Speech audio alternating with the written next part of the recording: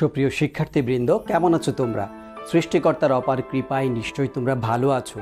Bright accounting জোনে তোমাদেরকে স্বাগত জানাচ্ছি। আজ আমি যে বিষয়টি নিয়ে তোমাদের সামনে আলোচনা করব, আশা করব প্রথম থেকে শেষ পর্যন্ত পুরো আলোচনাটি মনোযোগ দিয়ে দেখে বোঝার চেষ্টা করবে। কোথাও কোনো সমস্যা মনে করলে আমাকে তুমি কমেন্টস করে জানাবে, আমি চেষ্টা করব এর ব্যবস্থা নিতে। তাহলে কথা না বাড়িয়ে চলো শুরু করা যাক আমার আজকের আলোচনা। সুপ্রিয় শিক্ষার্থীবৃন্দ, হাজির হয়েছি 2021 সালের শিক্ষার্থীদের জন্য অ্যাসাইনমেন্টের সমাধান নিয়ে। আজ চতুর্থ সপ্তাহের তৃতীয় অ্যাসাইনমেন্টের সমাধান করে দেখাবো, যেটি তোমাদের হিসাব বিজ্ঞান প্রথম পত্রের ব্যাংক সমন্বয় বিবরণী থেকে অ্যাসাইনমেন্টটি প্রণয়ন করার জন্য নির্দেশনা দিয়েছে। আমার বিশ্বাস প্রত্যেকের কাছেই অ্যাসাইনমেন্টটি রয়েছে। অ্যাসাইনমেন্টের কপিটি তোমার কাছে যেহেতু আছে, তুমি অবশ্যই প্রশ্নটি সম্পর্কে ধারণা নিয়ে ফেলেছো ইতিমধ্যেই। তো আমি আর প্রশ্ন নিয়ে আলোচনা করছি না, আমি ক্রমান্বয়ে প্রত্যেকটি প্রশ্নের সমাধান কিভাবে তুমি করবে সেই বিষয়টি তোমাকে দেখিয়ে দিচ্ছি। তুমি বিষয়টি ভালো মতো বুঝে নাও। আমরা অ্যাসাইনমেন্ট লেখার সময় প্রথমেই এখানে শিরোনামটি লিখে নিব। আমার আজকের অ্যাসাইনমেন্টের যে শিরোনামটি দেয়া হয়েছে বোর্ড থেকে, সেটি হচ্ছে নগদ অর্থের সচ্ছলতা নিশ্চিতকরণে ব্যাংক সমন্বয় বিবরণী প্রস্তুতকরণ। এর আলোকে আমাকে 4টি প্রশ্নের উত্তর আমাকে করতে বলেছে, যেটায় প্রত্যেকটি যে নম্বর 4 করে 16 নম্বরের জন্য এই অ্যাসাইনমেন্টটি তোমাকে প্রণয়ন করতে হবে। অ্যাসাইনমেন্টের ক নম্বরে তোমার কাছে জানতে চেয়েছে ব্যাংক সমন্বয় বিবরণী তৈরি করার উদ্দেশ্য বর্ণনাকরণ। তো আমি প্রথমে ক লিখে ব্যাংক সমন্বয় বিবরণী তৈরি করার উদ্দেশ্য বর্ণনাকরণ লিখে আমি নিচে পর্যায়ক্রমে বর্ণনাগুলো লিখে নিয়েছি। সমাধানটি তুমি একটু দেখে নাও, আমি পড়ে দিচ্ছি তোমাকে। যে কারণে ব্যাংক সমন্বয় বিবরণী প্রস্তুত করা হয়, প্রথম উদ্দেশ্যটি হচ্ছে এখানে তোমার 4 মার্কের জন্য যে কয়টি পয়েন্ট লেখা প্রয়োজন, আমি সেই কয়েকটি পয়েন্টই তোমাকে বর্ণনা করে শুনিয়ে দিচ্ছি। নগদান বই ও পাস বইয়ের উদ্বৃত্তের পার্থক্যের কারণ বিশ্লেষণ করে যে বিবরণী প্রস্তুত করা হয় তাকে ব্যাংক সমন্বয় বিবরণী বলা হয়। নিম্নে এর উদ্দেশ্য বর্ণনা করা হলো। তো এর উদ্দেশ্য বর্ণনাগুলোর মধ্যে প্রথমে যে কারণটি আমরা পেয়েছি, গড়মিলের কারণ উদ্ঘাটন। ব্যাংক সমন্বয় বিবরণী হতে নগদান বই এবং পাস বইয়ের জেরের গড়মিলের কারণ জানা যায়। সুতরাং এ দুই বইয়ের গড়মিলের কারণ উদ্ঘাটনের উদ্দেশ্যে ব্যাংক সমন্বয় বিবরণী প্রস্তুত করতে হয়। পরবর্তী যে উদ্দেশ্যটি সেটি হচ্ছে ভুল ত্রুটি উদ্ঘাটন। ভুল ত্রুটি উদ্ঘাটন করা ব্যাংক সমন্বয় বিবরণী প্রস্তুতের অন্যতম উদ্দেশ্য। নগদান বইতে অথবা পাস বইতে কোনো ভুল থাকলে তা এ বিবরণী প্রস্তুতের মাধ্যমে উদ্ঘাটন এবং সংশোধন করা যায়। তৃতীয় উদ্দেশ্যটি লিখেছি নিরীক্ষকের সন্তুষ্টি। হিসাব নিরীক্ষার সময় নিরীক্ষক আর্থিক অবস্থার বিবরণীতে প্রদর্শিত ব্যাংক উদ্বৃত্তের সঠিকতা পরীক্ষার জন্য ব্যাংক সমন্বয় বিবরণী পরীক্ষা করেন। সুতরাং নিরীক্ষাকর্ম সম্পাদনের মাধ্যমে নিরীক্ষকের সন্তুষ্টির জন্য এ বিবরণী প্রস্তুত করা হয়। এবং সর্বশেষে যে উদ্দেশ্যটি লিখেছি সেটি হচ্ছে অভ্যন্তরীণ নিয়ন্ত্রণ। ব্যাংক সমন্বয় বিবরণী প্রস্তুতের অন্যতম উদ্দেশ্য হল ব্যাংক সংক্রান্ত লেনদেনের দ্বিমুখী লিপিবদ্ধকরণের উপর অভ্যন্তরীণ নিয়ন্ত্রণ প্রতিষ্ঠা করা। নগদান বই এবং পাস বইয়ের লিখনের মিলকরণের মাধ্যমে সমতা আসলে ব্যাংক সংক্রান্ত লেনদেনের সঠিকতা ও বিশুদ্ধতা প্রতিষ্ঠিত হয়। তো 4টি পয়েন্ট আমার লেখা হয়ে গেছে। এখন আমি এটার সারাংশ টেনে আমার ক নম্বর উত্তরটি শেষ করে দিব। উপরে বর্ণিত আলোচনার প্রেক্ষিতে পরিশেষে বলা যায়, কোনো প্রতিষ্ঠানের নগদান বইয়ের ব্যাংক হিসাবের উদ্বৃত্তের সঠিকতা প্রমাণের জন্যই প্রধানত ব্যাংক সমন্বয় বিবরণী প্রস্তুত করা হয়। এ বিবরণী আমানতকারী এবং ব্যাংক উভয়ের জন্যই কার্যকরী ভূমিকা পালন করে থাকে। এভাবে আমি ক নম্বর প্রশ্নের সমাধানটি শেষ করে দিব। এখন আমি চলে যাব আমার খ নম্বর প্রশ্নের উত্তরটি কীভাবে লিখতে হবে সেটি এখন তোমাকে দেখিয়ে দিচ্ছি। শিক্ষার্থীবৃন্দ লক্ষ্য করো, আমি খ নম্বর প্রশ্নটির কী করতে হবে সেটি লিখে নিয়েছি। খ, নগদান বই ও ব্যাংক বিবরণীর উদ্বৃত্তের গড়মিলের কারণ। যে কারণে নগদান বই এবং ব্যাংক বিবরণীর মধ্যে, দ্যাট মিনস পাস বইয়ের মধ্যে গড়মিল হয়, সে কারণগুলো আমি এখন আলোচনা করব। প্রথমে একটু ভূমিকা লিখে নিব। আমানতকারীর বইতে প্রদর্শিত ক্যাশ ব্যালেন্স এবং ব্যাংক বিবরণীতে প্রদর্শিত ক্যাশ ব্যালেন্স সমূহ স্বভাবত এক হওয়ার উচিত, কিন্তু সঙ্গত কারণে এবং অজ্ঞাত কারণে বাস্তবে তারা পরস্পর সমান হয় না। এর মূল কারণ সময়গত পার্থক্য এবং সময়কালীন প্রত্যক্ষ যোগাযোগের অভাব। এছাড়াও গড়মিলের আরও কিছু কারণ রয়েছে, নিম্নে উক্ত কারণসমূহ তুলে ধরা হলো। ভূমিকাটা দিয়ে তারপরে আমি পর্যাপ্ত কারণগুলো পর্যায়ক্রমে ব্যাখ্যা করে যাব। আমি এগুলো পড়ে দিচ্ছি কেন, তুমি স্ক্রিনশট নিলেই পারতে, আমি পড়ে দিচ্ছি যদি আমার লেখা কোথাও অস্পষ্ট হয়ে যায়, তুমি যদি বুঝতে সমস্যায় পড়ো, তাই আমি তোমাকে আমার লেখাটা পড়িয়ে দিচ্ছি। বকেয়া চেক সমূহ, এর অধীনে আমি লিখেছি চেক ইস্যু করা হয়েছে কিন্তু সময় মতো ভাঙানোর জন্য ব্যাংকে উপস্থাপিত না হলে তার জন্য উভয় বইতে গড়মিল দেখা দেয়। উভয় বই বলতে নগদান বই এবং পাস বই তথা ব্যাংক বিবরণী। পরবর্তী এই বকেয়া চেক সমূহের মধ্যেই পরবর্তী পয়েন্টে লিখেছি ব্যাংকে চেক জমা দেয়া হয়েছে কিন্তু এখন পর্যন্ত ব্যাংক যদি উক্ত চেকের অর্থ যদি আদায় করতে অপারগ হয় তাহলেও উভয় বইতে গড়মিল পরিলক্ষিত হয়। প্রথম পয়েন্টের ব্যাখ্যা শেষ হয়ে গেছে, এখন আমি যাচ্ছি দ্বিতীয় পয়েন্টের ব্যাখ্যায়। মধ্যবর্তী সময়কালীন আমানত, এর পয়েন্টে লিখেছি ব্যাংক বিবরণী প্রেরণের শেষ দিন যখন আমানতকারী দিনের শেষে ক্যাশ ব্যাংকে জমা দেয় তা আমানতকারীর হিসাবের বইতে সেই দিনই হিসাবভুক্ত করা হয়, কিন্তু ব্যাংক পরের দিন ব্যাংক বিবরণীতে ক্রেডিট করে, এ কারণে উভয় বইতে গড়মিল হয়ে যায়। এভাবে আমি একটি পয়েন্ট লিখেছি, এর অধীনে আরও কয়েকটি পয়েন্ট আমি এখানে দেখাচ্ছি তোমাকে। এরপরে লিখেছি তৃতীয় পক্ষ কর্তৃক যদি কোনো অর্থ ব্যাংক গ্রহণ করে এবং এ সংবাদ যদি আমানতকারী অবগত না হয় তাহলে উভয় বইতে গড়মিল দেখা দেয়। এরপরে লিখেছি আমানতকারীর স্থায়ী নির্দেশ অনুসারে বিভিন্ন কিস্তিতে আমানতকারীর পক্ষে কোনো অর্থ পরিশোধ করে ব্যাংক এর বিপরীতে আমানতকারীর হিসাবকে ডেবিট করে, কিন্তু সময় মতো তথ্য না পাওয়ায় আমানতকারী তার হিসাবে লিপিবদ্ধ করতে পারে না, ফলে উভয় প্রকার বইতে গড়মিল দেখা দেয়। এরপরে আমি যে পয়েন্টটি লিখেছি সেটি লক্ষ্য করো। আমানতকারী কর্তৃক চেক প্রত্যাখ্যান, এর অধীনে লিখেছি আমানতকারী কর্তৃক আদায়ের জন্য ব্যাংকে জমা দেয়া চেক যদি টাকা না থাকার জন্যে প্রত্যাখ্যাত হয় সেক্ষেত্রে ব্যাংক আমানতকারীর ব্যাংক হিসাবে ডেবিট করে চেকটি উক্ত আমানতকারীর নিকট ফেরত পাঠায় NSF উল্লেখ করে, এতে করে উভয় প্রকার বইতে গড়মিল দেখা দেয়। NSF হচ্ছে নট সাফিসিয়েন্ট ফান্ড, মানে পর্যাপ্ত পরিমাণে তোমার অ্যাকাউন্টে টাকা না থাকার কারণে যাকে তুমি চেকটি ইস্যু করেছো তিনি টাকাটি না পেয়ে চলে যাচ্ছে, ব্যাংক বলে দিচ্ছে ওনার অ্যাকাউন্টে পর্যাপ্ত টাকা নেই, তাই একটি সিল দিয়ে এই NSF দিয়ে একটি সিল দিয়ে চেকের মাধ্যমে এটা ফেরত দিয়ে দেয়। তারপরের পয়েন্টে আমি লিখেছি ব্যাংক জমার সুদ। ব্যাংক নির্দিষ্ট সময় অন্তর আমানতকারীর সঞ্চয় হিসাব বা স্থায়ী আমানত হিসেবের উপর সুদ প্রদান করে, এজন্য সংশ্লিষ্ট ব্যাংক হিসাবকে সুদের জন্য ক্রেডিট করে, কিন্তু আমানতকারী একই তারিখে তার হিসাবে ডেবিট করতে পারে না, ফলে উভয় প্রকার বইতে গড়মিল দেখা দেয়। এর পরের পয়েন্ট হচ্ছে ব্যাংকের ভুল।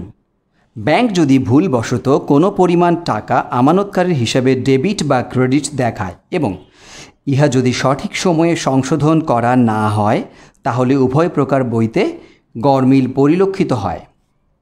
সর্বশেষ পয়েন্টে লিখেছি আমানতকারীর ভুল। আমানতকারীর বইতে যদি কোনো টাকার পরিমাণ ভুল লেখা হয় তবে এটা যথাসময়ে সংশোধন না করা পর্যন্ত উভয় প্রকার বইতে গড়মিল দেখা দেয়। তো এরই মাধ্যমে শেষ হয়ে গেল আমার আজকের আলোচনায় খ নম্বর প্রশ্নের সমাধান। এখন আমি চলে যাচ্ছি গ নম্বর প্রশ্নের সমাধানে। শিক্ষার্থীবৃন্দ, চলে এসেছি আমি গ নম্বর প্রশ্নের সমাধান নিয়ে। গ লিখেছি সহায়ক তথ্যের ভিত্তিতে নগদান বইতে লিপিবদ্ধ হয়নি এরূপ লেনদেন সমূহের দাখিলা, দাখিলা বলতে জাবেদা দাখিলাকেই বোঝানো হয়েছে।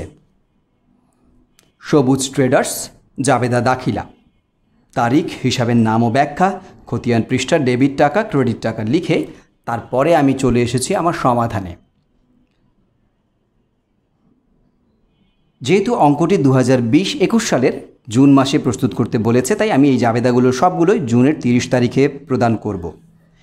এখানে আমি লক্ষ্য করেছি একটি বিষয়, কেউ কেউ বলবে যে এখানে ক্রমিক নম্বর হবে, তারিখ হবে না। আমি বলবো অবশ্যই জাবেদার ঘরে ক্রমিক নম্বর হয় না, জাবেদার ঘরে সবসময় তারিখ হয়।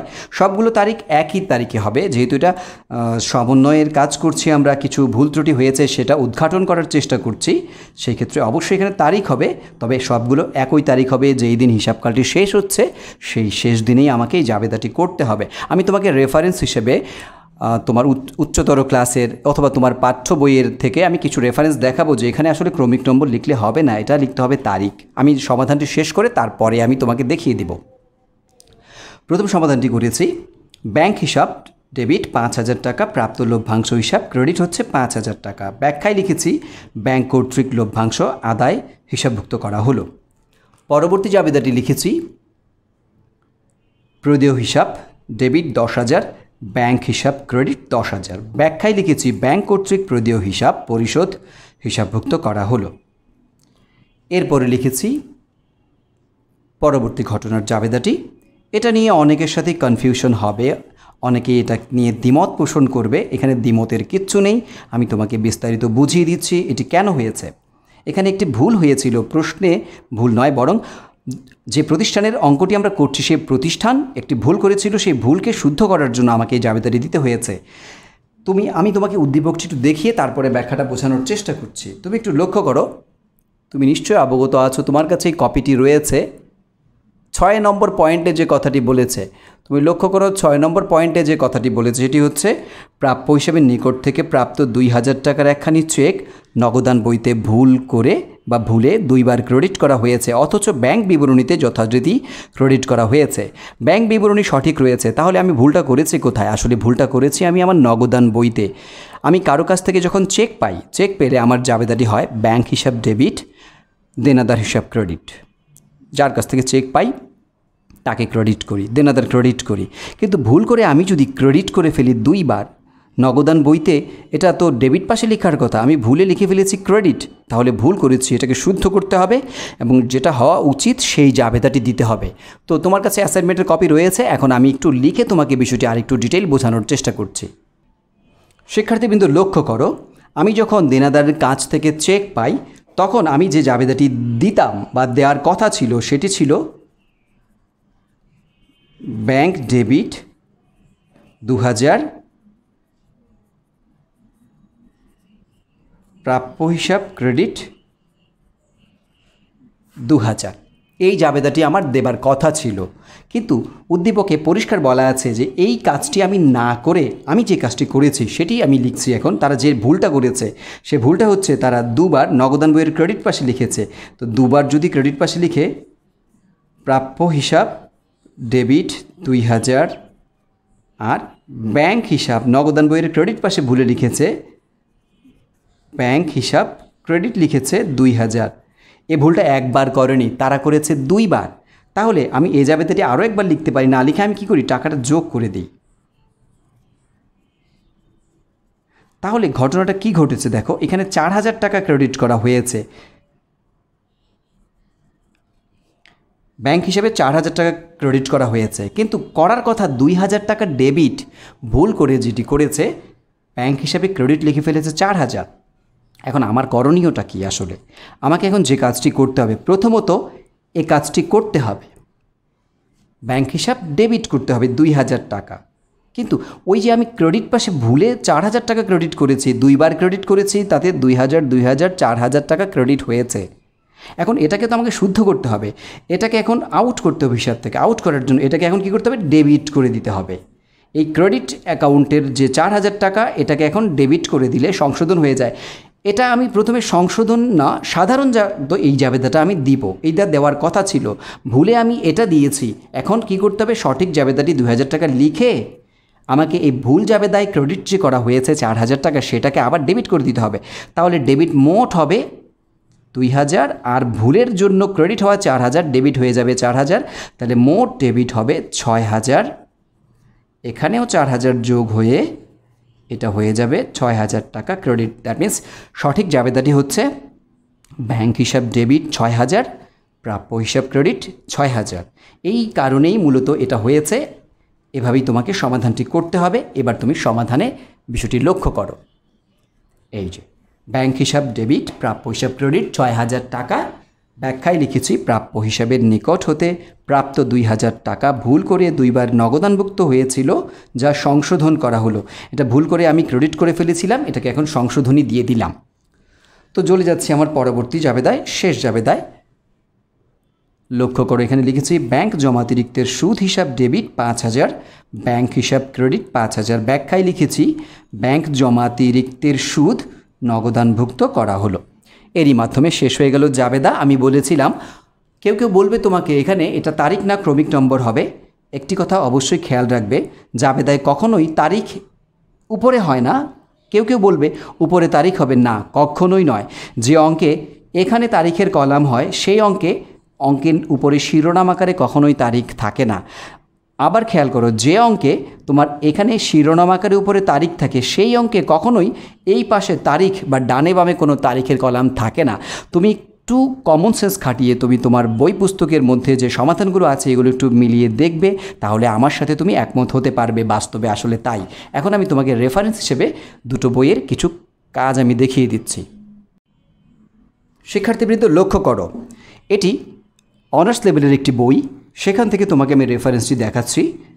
তোমাকে বাংলায় করতে হচ্ছে, এখানে ইংরেজিতে করতে বলে হয়েছে। অনার্স লেভেলের অঙ্কগুলো আসলে ইংরেজিতে করতে হয়, তাই আমি সেখান থেকে রেফারেন্সটা দেখাচ্ছি তোমার বিশ্বাসযোগ্যতা বাড়ানোর জন্য। দেখো ডেট হিসেবে লিখেছে হিসাবকালের শেষ দিন, আমিও কিন্তু শেষ দিনটি লিখেছি, জুন মাসের 30।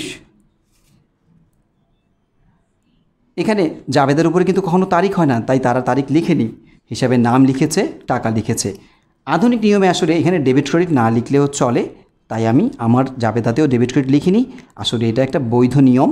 যখন আমি উপরে লিখি অ্যাকাউন্টস টাইটেল অ্যান্ড এক্সপ্লানেশন বা হিসাবের নাম ও ব্যাখ্যা, তখন এখানে ডেবিট ক্রেডিট লিখতে হয় না। এই জায়গাটা থেকে তুমি একটু রিল্যাক্স পাবে। তাছাড়া আমি আরও একটি কাজ করেছি, অনেকেই বলবে জাবেদার যোগফল নিচে দেখাতে হয়। এই দেখো বিদেশি রাইটারের একটি বই থেকে তোমাকে আমি বিষয়টি দেখাচ্ছি। এখানে কিন্তু তারা যোগফল দেখায়নি। আসলে জাবেদায় যোগফল দেখানোটা বাধ্যতামূলক নয়। আমিও জাবেদায় এই যোগফলটি দেখাইনি, এতে সময় অপচয় হয়। আশা করি বিষয়টি বুঝতে পেরেছ। আমি তোমাকে আরও একটি বইয়ের রেফারেন্স দেখিয়ে দিচ্ছি। শিক্ষার্থীবৃন্দ লক্ষ্য করো, এটি তোমাদের উচ্চ মাধ্যমিক শ্রেণীর হিসাব বিজ্ঞান প্রথম পত্রের একটি পাঠ্য বই। আমি রাইটারের নাম উল্লেখ করছি না। তুমি খেয়াল করো, এই যে একটি সমাধান এখানে করে দিয়েছে তারা, এখানে তারিখ লিখেছে, এখানে তো ক্রমিক নম্বর লেখেনি। দেখো জাবেদার নিচে কখনোই তারিখ হয় না। এর মাধ্যমে সমাধান করেছে, ডেবিট ক্রেডিট তারা লিখেনি, টাকা লিখেছে, এভাবেই তারা সমাধানগুলো করেছে। এখানে তারা একবার লিখেছে, একবার লিখলে হয়। প্রত্যেকটা ডেটের মধ্যে তুমি চাইলে তারিখগুলো লিখতে পারো, এটা নিয়ে কোনো বিভ্রান্তির কিচ্ছু নেই। এখানে তারিখ লিখে, যেহেতু তোমার অ্যাসাইনমেন্টের অঙ্কটি জুন মাসের 30 তারিখে প্রণয়ন করতে বলেছে, প্রত্যেকটি তারিখ তুমি জুন মাসের 30 তারিখ দিয়ে করে যাবে, তাহলে আর কোনো সমস্যা নেই। এই যে এখানে আবার মোট দিয়েছে, এটা খুব প্রয়োজনীয় বিষয় নয়, এটা কোনো কাজেই আসে না, তাই এটা যোগ করলেও হবে, না করলেও হবে। আমি দুটো বই দেখালাম, কোনো বইতে যোগ করেছে, কোনো বইতে যোগ করেনি। আমি যেটা বুঝতে পেরেছি যে এটা কোনো কাজে আসছে না, এটা সময়ের অপচয় হচ্ছে, তাই আমি সময় বাঁচানোর জন্যই যোগফল করিনি। অবশ্যই আমাকে সময়ের ব্যাপারে সচেতন থাকতে হবে। আশা করি বুঝতে পেরেছ। এখন চলে যাচ্ছে আমার শেষ প্রশ্নের সমাধানে। শিক্ষার্থীবৃন্দ হাজির হয়েছি শেষ প্রশ্নের সমাধান নিয়ে। ঘ নম্বরে বলেছে সহায়ক তথ্যের ভিত্তিতে ব্যাংক সমন্বয় বিবরণী প্রস্তুত করুন।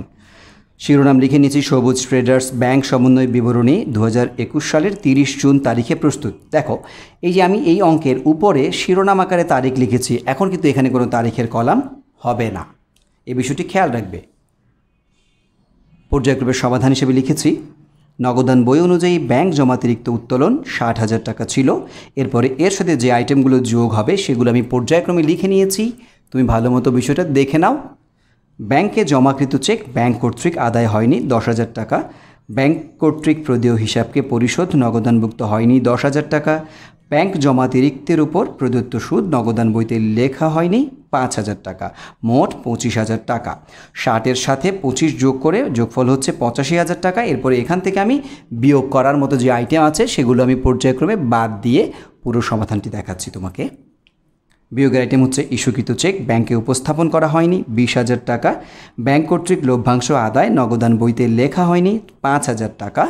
এবং সর্বশেষ পয়েন্টে যেটি বলেছে, যেটা নিয়ে আমাদের কনফিউশন ছিল, প্রাপ্য হিসাবের কাজ থেকে প্রাপ্ত চেক ভুলে 2 বার ক্রেডিট করা হয়েছে, সেটাকে সংশোধনের মাধ্যমে আমরা 6,000 টাকায় উপনীত হয়েছি, সেই 6,000 টাকা লিখেছি। তাহলে এই পাশে বিয়োগের আইটেম হিসাবে যে অ্যামাউন্ট হচ্ছে 20, 5, 6 মোট 31,000 টাকা, এটা বাদ দিচ্ছি 85 থেকে 31, থাকলো আমার 54,000 টাকা। এইখানে লিখতে হবে আমাকে পাস বই অনুযায়ী ব্যাংক জমাতিরিক্ত। এর মাধ্যমে আমার সমাধান শেষ হয়ে গেছে। এই অঙ্কটি কিভাবে সমাধান হয়েছে আসলে তোমার সেই ধৈর্য নেই আমি জানি, তাই আমি ব্যাখ্যা কেন হয়েছে কী কারণে হয়েছে সেই ব্যাখ্যাগুলো আমি বললাম না, শুধুমাত্র সমাধানের জন্যই তুমি উদ্গ্রীব বলে আমি সমাধানটি নিয়েই তোমার কাছে হাজির হয়েছি। আশা করি তুমি বিষয়টি বুঝতে পেরেছো। কোথাও কোনো কনফিউশন হলে অবশ্যই তুমি কমেন্টস করে আমাকে জানাবে, আমি যথাযথ চেষ্টা করব তোমার সেই উত্তর দেওয়ার জন্য। বৃন্দ, আশা করছি পুরো আলোচনাটি তুমি মনোযোগ দিয়ে দেখে বোঝার চেষ্টা করেছো। কোথাও সমস্যা মনে করলে কমেন্টস করে অবশ্যই আমাকে জানাবে। নতুন কোনো টপিক নিয়ে আবারও তোমাদের সামনে হাজির হব। সেই পর্যন্ত তোমরা সবাই ভালো থাকবে, সুস্থ থাকবে। তোমাদের জন্য রইল আমার আন্তরিক শুভকামনা।